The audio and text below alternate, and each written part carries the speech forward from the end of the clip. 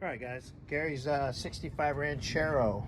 Wait, got a new fuel line in, tucked in, nicely done. Up to the fuel pump down there. Yeah, yesterday's fun. Hey, if I want a comment from the peanut gallery, Eat it. We'll throw you an elephant. got the filter on.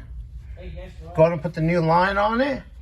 And I believe you said we're going to fire it up and make sure it doesn't overheat. And After we do the fuel cock ring. that's right. We got a fuel Cock ring. lock ring cock. We have to use the new rubber gasket for the sending unit on the fuel tank. There we go. Because it's leaking fuel. Yes. Yeah. So the new cock ring. So yeah, we'll get that up in there here in a few, and get that all done, We're going to get it up for the cock ring? and then fire it up. Make sure cooling system's working good, and then I believe we might check the AC today. Yes. Okay. Yes. All right. Well, Well, we'll get it there slowly but surely. We're knocking some things out. Seem like it's wet down here. Maybe we will sneak a clampy on there just for fun. told you so. Fight me. Just kidding. Anyways, guys, all right, that's with a quick little Yep, update, it is. Let's just throw a clampy on it.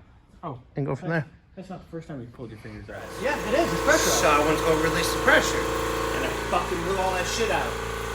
Wow. All right, let me get rags. Hey, Gary.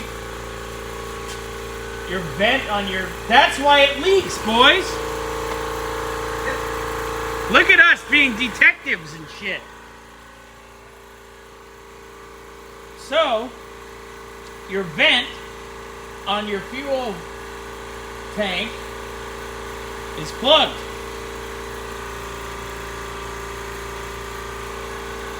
Wow. I said, hey, I'm like, something's not right. This thing has pressure in the system.